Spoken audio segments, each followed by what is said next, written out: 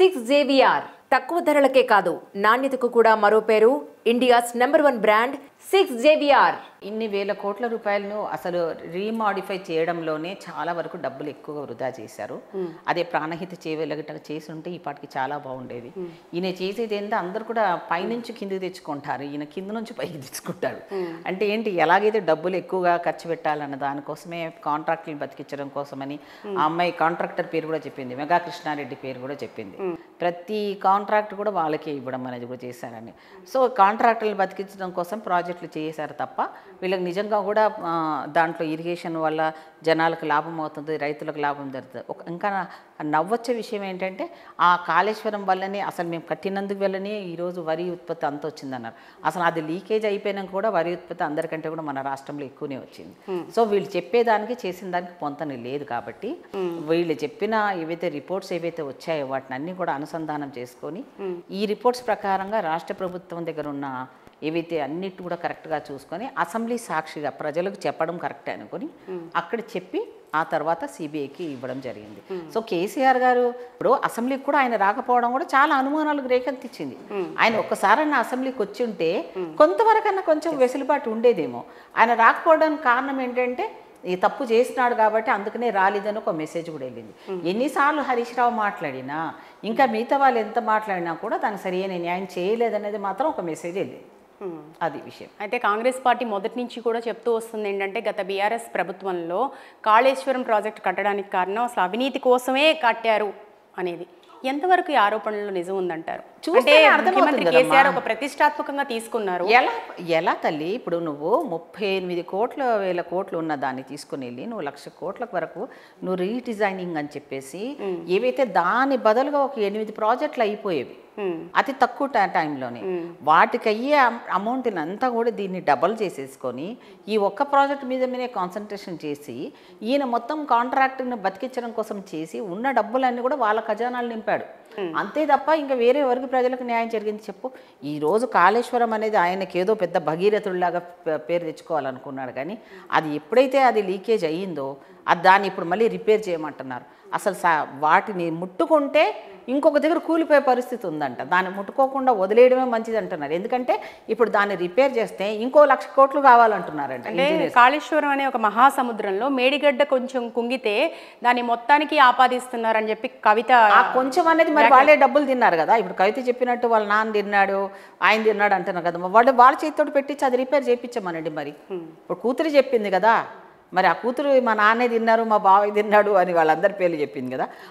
అది ఏవైతే ఆ కొంతవరకు ఎంతైతే అయిందో టెక్నికల్గా వాళ్ళు చేసిన వాళ్ళంతా వాళ్ళు వేస్ట్. ఆయననే ఇంజనీర్ అయ్యాలిగా వాళ్ళ నాన్న. మరి వాళ్ళ నాన్న మాటలు విని ఇప్పుడు వాళ్ళ డబ్బులు వాళ్ళ దగ్గర బాగా తినేశారు కదా. ఆ మెగా కృష్ణారెడ్డిని వాళ్ళందరినీ పట్టుకొని వచ్చేసి అది దాన్ని ఏదన్నా మరి సెట్ చేసి ఇస్తే ప్రజలకు ఏమన్నా క్షమిస్తారేమో ప్రజలు. ఎలా అవుతుందమ్మా? అంటే గంటలు ఈ ప్రాజెక్ట్ మీద వర్క్ చేశారు కేసీఆర్ గారు. ఒక రూమ్లో కూర్చొని కంప్లీట్గా ఒక ప్రొజెక్టర్ పెట్టుకొని గంటలు కష్టపడ్డ కేసీఆర్ గారికి ఈరోజు ఈ పేరు, ఈ అవినీతి మరకలు అని చెప్పి ఒక ఎమోషనల్గా మాట్లాడటం చూసాను. ఆవిడ ఎమోషనల్ అంతా ఆమె కోసమే తప్ప ఆమె ఇంకోరి కోసం కాదులే. ఆమె అనుకున్నది ఒకటి, అయినది ఒకటి. ఆమె ఏమనుకుంది, మా నాన్నను ముందు పెట్టుకొని ఏదో ఏడ్చేసుకొని నేనేదో మా నాన్న రాజకీయం అంతా నాకు వారసత్వం నేను తీసుకుందామని అనుకుంది. కానీ అసలుకే మొదటికే మోసం వచ్చింది. కాబట్టి ఇప్పుడు కేసీఆరే ఆమె దగ్గరకు కూడా రానియాడు ఇప్పుడు నన్ను అడిగితే. సో ఆవిడ ప్రతి మాటలో కూడా తన చాతుర్యం ప్రదర్శిస్తున్నానో, తెలివి నాకే ఉందనో, నాకే ఇమోషనల్ ఎక్కువ ఉందనో, మా నాన్న మీద ఏమన్నా అయితే నేను తట్టుకోలేనో, అంటే వాళ్ళ ఇంట్లో వాళ్ళు ఉన్నాక కూడా ఈమె కొడుకున్నాక కూడా కొడుకును వేస్ట్, నేనే కరెక్ట్ అనేది చెప్పకనే చెప్పింది అమ్మాయి. మరి ఇప్పుడు ఆ కొడుకు కూడా కోపం రాదా? డెఫినెట్గా వస్తుంది.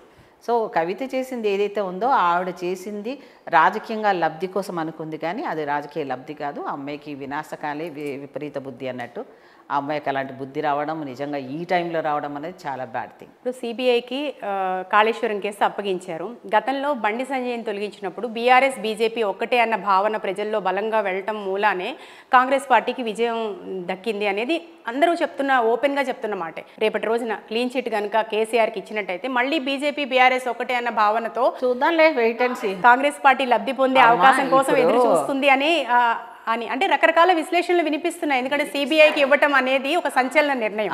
అది నార్మల్గా తీసుకున్న నిర్ణయం అయితే కాదు. దీనిలో లోతైన రాజకీయం డెఫినెట్గా ఉండుంటుంది. ఏమీ అంత తొందరగా అయితే వ్యవస్థను చేతిలో తీసుకొని ఉన్న పరిస్థితులు ఇప్పుడైతే ఉండదు. ఒకవేళ కోర్టుకు వెళ్ళారంట, వెళ్ళడానికి కొంచెం స్కోప్ ఉంటుందేమో అని కోర్టుకు కూడా నేను ఇంతకుముందు చెప్పినట్టుగా కోర్టును కూడా వీళ్ళు వెళ్ళి సిబిఐ వాళ్ళు అడుగుతారు, వద్దండి వాళ్ళని బయటకు వదలొద్దండి, వాళ్ళని బయటకు వదిలితే బెయిల్ ఇచ్చినా ఇంకేదైనా ఇచ్చినా వీళ్ళు దాన్ని ఏం మారుస్తారు అంటే వ్యవస్థని చేతిలో తీసుకునే అవకాశం ఇప్పుడు ఉండదంటే గతానికి ఇప్పుడు కొన్న మార్పు ఏంటి? మార్పులు రావాలి.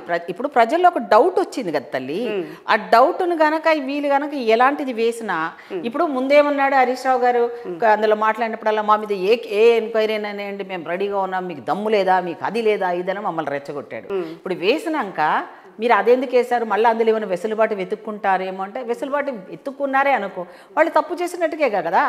అంటే మీరు దొంగలే అన్నప్పుడు అవన్నీ ఎదుర్కోండి, ప్రూవ్ చేసుకొని నిజాయితీగా రండి, అప్పుడు చూద్దాం అప్పుడు ఎవరు రాజో ఎవడు మంత్రో. ఇప్పుడే ఎందుకు మనం ఊహించుకోవడం అని, రాజకీయాల్లో ఈ రోజు ఏం జరుగుతుందో రేపు ఏం జరుగుతుందో ఎవరు చెప్పలేము కదమ్మా. సో రాజకీయాలన్నంలో ఇప్పుడు జరిగిన షడ్యంత్రంలో ఎవరు రాజు ఎవరు ఓడిపోయారన్న దానికి అంత తొందరగా మనం అంచనా వేయలేము. ఇప్పుడు ఈ కవిత ఇంకేం బాగుతుందో, ఈమె కట్టు పెడతారా లేదా, ఈమెను కట్టడి చేస్తారా లేదా, లేకపోతే ఇంకా ఏమైనా విపరీతార్థాలు ఏం జరుగుతుందో వెయిట్ అండ్ సీ.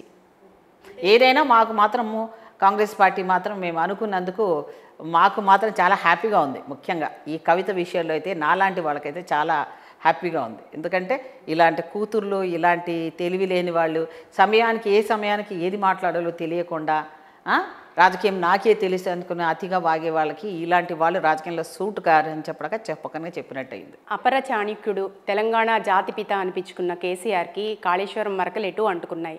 ఇక గత 10 ఏళ్లలో జరిగిన అవినీతి కూడా, ఇంకా ఏదైనా అవినీతి జరిగి ఉంటే అది కూడా బయటపడవచ్చు అని విశ్లేషకులు అంటున్నారు. మీరు చెప్పినట్టుగా ఇప్పుడు కవిత ఇంకేమేమి అంశాలు బయట పెట్టే అవకాశం ఇంకా ఇప్పుడు ఇవే కాదు, ఇంకా చాలా వచ్చాయి. కేటీఆర్ మీద వచ్చాయి, తర్వాత మనకి చాలా కేసెస్, డ్రగ్ కేసులని, అదని ఇదని, తర్వాత ఏమో వెళ్ళా కదండి. ఇంకా రోజుకి ఇంకెన్ని వెళ్తాయో బయటికి. ఎందుకంటే ఎప్పుడే కానీ మనిషి గట్టిగా చేతులు పిడికిలి బిగించినంత వరకే ఉంటుందమ్మా. ఇప్పుడు ఈ అమ్మాయి వల్ల ఏమైంది, పట్టు సడిగిపోయింది. ఎవరైనా ఏదైనా వాగుతారు. ఇప్పుడు వీళ్ళని కంట్రోల్ చేయడం ఎవరి వల్ల అవుతుందో చెప్పండి ఇప్పుడు. సో అందువల్ల కేసీఆర్ను మాట్లాడాలంటే ఆ కేసీఆరే అన్నిటికీ మాట్లాడాలని ఇప్పుడు పరిస్థితి లేదు. ఒకప్పుడు ఉండేదేమో, ఇప్పుడు ఆ హరీష్ రావుే సరిగా లేడు అనేది ఆ అమ్మాయి చెప్పింది కాబట్టి ఇంకా అలాంటి సిచ్యువేషన్ ఎదుర్కోవాలంటే ఇప్పుడు చాలా టఫ్ జాబ్ వీళ్ళందరికీ కూడా. నాకైతే అనిపిస్తోంది ఇంకా వీళ్ళకు ఎటు దారి లేదు, కొన్నాళ్ళ వరకు వాళ్ళ గమ్మున ఉండడమే శ్రేయస్కరం.